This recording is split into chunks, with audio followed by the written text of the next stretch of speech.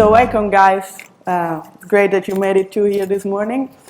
So today for breakfast, we're gonna have Changa. So we're gonna talk about this thing, which maybe many of you already know. I'm curious to know who of you doesn't know Changa. If you can raise your hand. Okay, you don't know it at all, completely unknown. Good, nice. So you're gonna learn something new.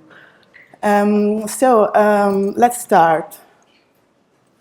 Changa is a smoking mixture consisting of a synergistic blend of smokable herbs infused with DMT and containing MO inhibitors as active ingredients. So the MO inhibitors mostly used in Changa are Veganum armala, Banisteriopsis capi, mostly used in an extracted form.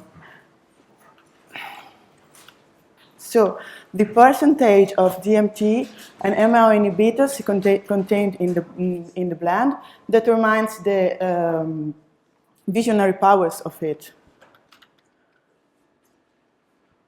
So Changa can look very differently from each Changa blend can look very different from each other, and so it usually depends on the plants that are included in the blend.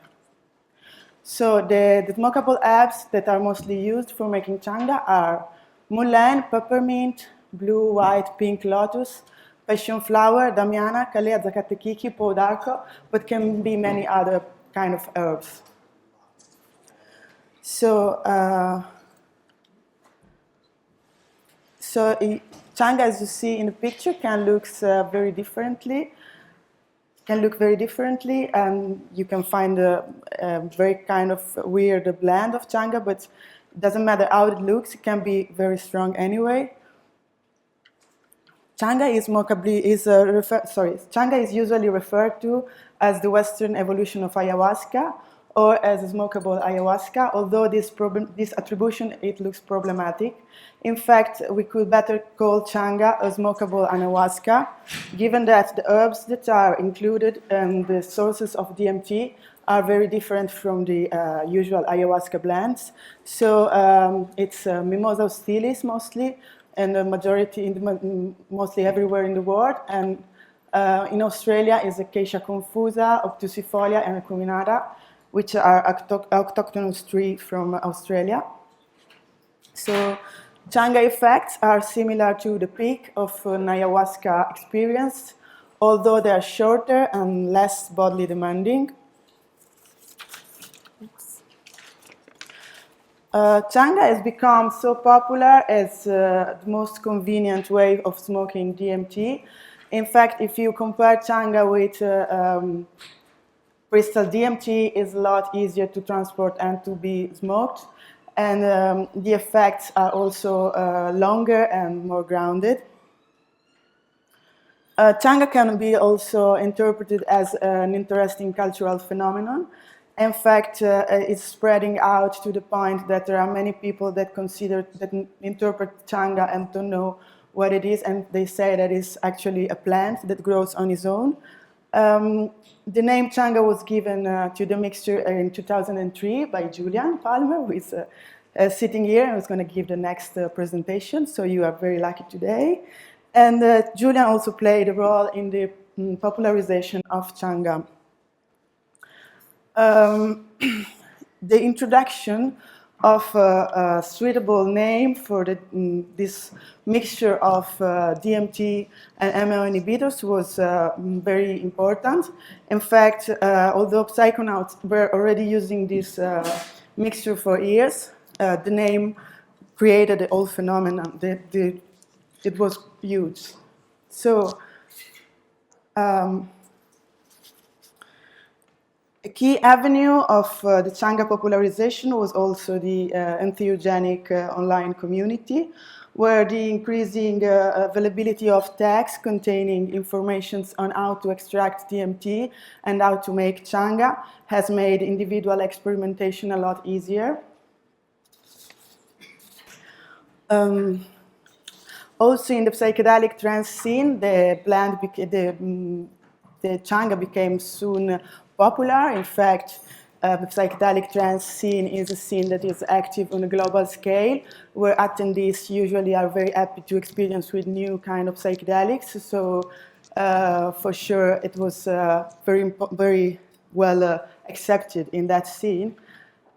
And so about 6 years ago, I started researching on Changa, and first I made a little, I wrote a little paper which was called Chai Charles and Changa, and was mostly concerning, in fact, the use of these three elements in the Psytrance festivals.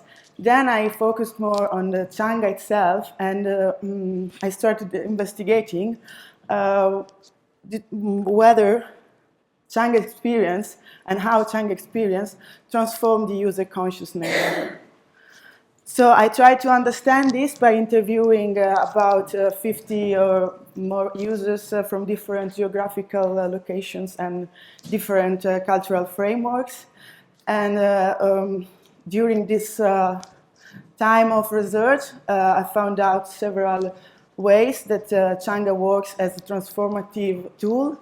And first, I would like to say why I connected with alchemy, because most of the people during the interviews were referring to Changa as an alchemical instrument. First of all, I think it's because of the creation of the Changa itself looks like an alchemical process.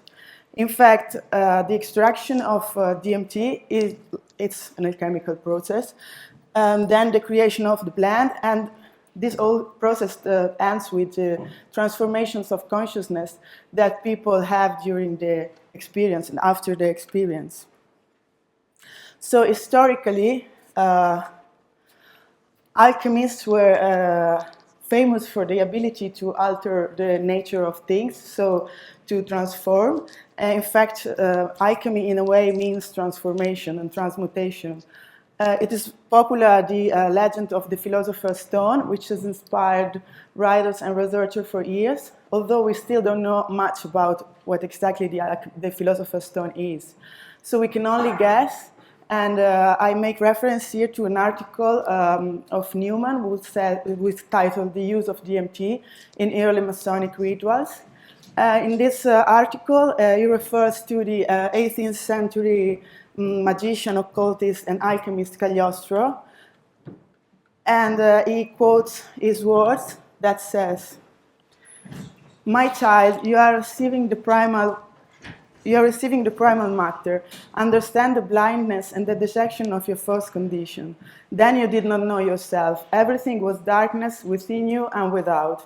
Now that you have taken a few steps in the knowledge of yourself, learn that the great God created before man this primal matter, and that he then created man to possess it and be immortal. Man abused it and lost it, but it still exists in the hands of the elect of God, and from a single grain of this precious matter becomes a projection into infinity." So Newman argues that the single grain could be a reference to DMT. There are also evidences that in Cagliostro Egyptian rite, it was involved the use of an extraction of acacia, whose psychoactive properties were known in the Masonic circles at the time, and being acacia still present in the symbol of many Masonic groups. So this might be an interesting thing to be further investigated, the connection between DMT and ancient alchemy. So in another context, the psychoanalyst Jung interpreted the philosopher's stone as the process of seeking inner transformation, being the final achievement of the alchemical work, the evolution of the alchemist's soul. So in this light, Changa could be seen, similarly to the philosopher's stone, as a tool to induce deep inner transformation. So throughout my interviews, I could realize that the majority of the respondents narrated individual experiences of transmutations of consciousness, resulting in strong, consistent personal cultural shifts. So it is important in this context to acknowledge the role of narrative when we look at psychedelic experiences. In fact, it is the creation of intersubjective narratives that creates and shapes consensus reality. So in a way, we could argue that people without narratives do not exist. So engaging with users' narratives, it looks like Changa has potentials to shape and transform individual perception. First of all, the most important transformation that I could see in the people were self-transformation. So it seems that Changa is capable to heal psychological issues and induce some sort of healings. A respondent explained that Changa helped him getting out from a strong depression, opening his mind to believe in the existence of other realities, and increased his appreciation of life. So he said that his mind used to be in autopilot, so he was missing out the journey. But now he is awakened and he is aware of what he is doing. So after experiencing a psychedelic death and rebirth during a Changa session, another user narrates that he also received an interdimensional healing, and he says, "Now I'm even more convinced that it's the spirit that is experiencing matter.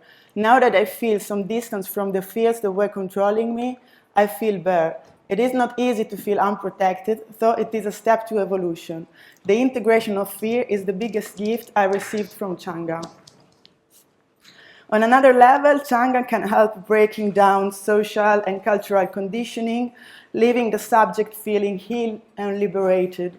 In fact, as one of my teachers once wrote, entheogenic sacraments are credited with the capacity to breaking mainstream society's spell of mental domination and restoring us from blind and passive consumers unconsciously manipulated by the system to our original state of free and autonomous spiritual beings. Connected to this, a respondent believes, in fact, that experiencing Changa offers a great possibility for overcoming destructive behaviors promoted by mainstream media and society, and is a good instrument to develop an evolved idea of humanity, life, and nature. Another respondent said to me that Changa confirmed to him that everything in society is based on things that have very little value. Another smoker from US is convinced that if America had this shit together, obviously there would be Changa everywhere. And in his opinion, Donald Trump should smoke Changa. So I had also people telling me about experiences of alien reprogramming during a Changa session. So an expert user said to me that he felt reprogramming occurring on a genetic level. So he saw green rays surrounding his body. He said there were aliens involved in the process. After that moment, big changes occurred. So he became vegetarian. He took distance from the world of illusions, as he calls it, like the mainstream society. And he even said that his auditory capacities were increased. So then he became a musician also. So others have narrated similar experiences of reprogramming happening on a genetic level and with intrusion of extraterrestrial intelligences. So between Changa smokers, it's opened the question of possible alien abduction phenomena happening during the Changa experience. On another level, experiences with Changa are reported to change the perception users have of nature, thus inducing a more ecological behavior and a stronger connection with nature itself. A respondent said that the feeling of oneness and harmony that Changa gave him induced him to consider nature as a part of us. Uniper said that the urge to really change a lifestyle, become more eco-conscious, becomes stronger and stronger over time. She smokes Changa, she said. So transformation can happen on also more subtle levels and can work as a tool to re-enchant reality. That is when users get newer and tangible insights into what normally is understood as the supernatural. So supernaturally means literally being above nature. In other words, the supernatural is the natural not yet understood. So about a decade ago, Partridge described the re-enchantment of the West as a cultural phenomenon in which a central role is played by psychedelics and related subcultures. By re-enchantment, Partridge means the variety of ways by which a growing number of Westerners are discovering and articulating spiritual meanings in their lives.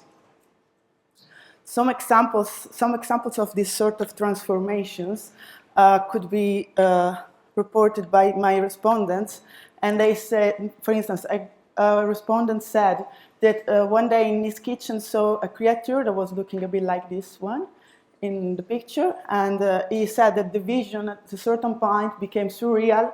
He could not deny anymore its existence. So what happened in his mind, he completely changed his skeptic behavior and started looking for a spiritual or religious belief that could support what he just saw. Another guy met during a session this goddess, which is the goddess Kali, but he didn't know the existence of the goddess herself, so he was completely shocked and started researching about this on the web, and he found out that it was Kali, and so he says that he's now willing to embrace a spiritual faith. So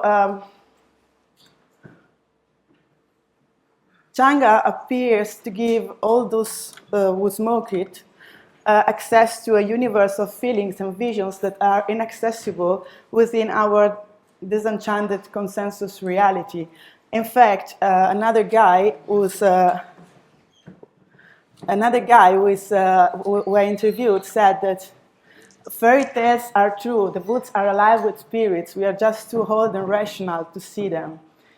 And finally, another respondent said that, to conclude, to give me the final idea of what is going on, it said that the medicine, meaning Changa, is here to help humans lift the veil to a hidden world that is actually around us all the time. We just don't see it. So, by introducing this epistemological uncertainty into the subject's mind, the Changa experience demands a sustained interpretive effort in order to become meaningful and acceptable. The effort sometimes requires faith in unverifiable metaphysical assumptions that generates from what consciousness perceives in the alternate reality that Changa presents.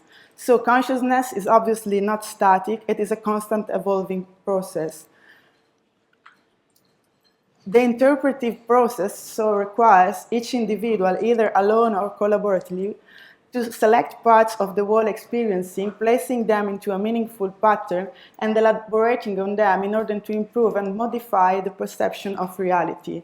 What then is reality? Well, there is no single dominant or static reality, but rather a number of realities that are constructed in the process of interactions and dialogue. Human knowledge of the world is thus relative, I would say philosophically. So many users suggest that the visionary world presented during the Changa experience is actually reality. The feeling that a vision is somehow more real than reality is an often reported aspect of the DMT experience. The experience itself, it remains still a mystery, in fact. We don't know whether DMT world actually exists or is a projection of the mind. Or, each researcher and each user embrace a theory that fits their own experience the best, or else create the DMT epistemology of their own. So reality is surely relative, dependent on subjective experiences and contextual interpretations. Empirically, Changa alternate reality is in fact an interpretation of stimuli the brain receives from this DMT-containing inhaled smoke. It is just arguable that the visionary Changa world, as other psychedelically induced visionary world is just as real as everyday reality, although it lacks the same level of social consensus. So I believe this transformation, I believe these transformative processes are inherent to consciousness itself, revealing how intersubjective and interdimensional articulations of reality can result in meaningful and life-changing interpretations of a psychedelic experience. Changa facts are short, but the time required for their interpretation and integration is consistently much longer, and it often requires a communicative effort of the user to get to understand what actually happened to his mind. This often represents just the starting point of a bigger journey. Psychedelic experiences, in fact, herald knowledge as the root of deeper subjective consciousness revolutions. I quote, "Psychedelic experience is not the culmination of personal growth and transcendence. It is instead the beginning of the questioning process. Psychedelic experience is the root and ground from which our investigation of the big and cosmological pictures begins. Psychedelic experiences is the tree from which the fruit of myths and metaphors of consciousness grow. Eliminating psychedelic experience violates the open scientific inquiry of radical empiricism." So this work that I've conducted has tried to introduce the patterns of influence Changa can have on cultural and metaphysical individual frameworks. Further research is surely appreciated in this field.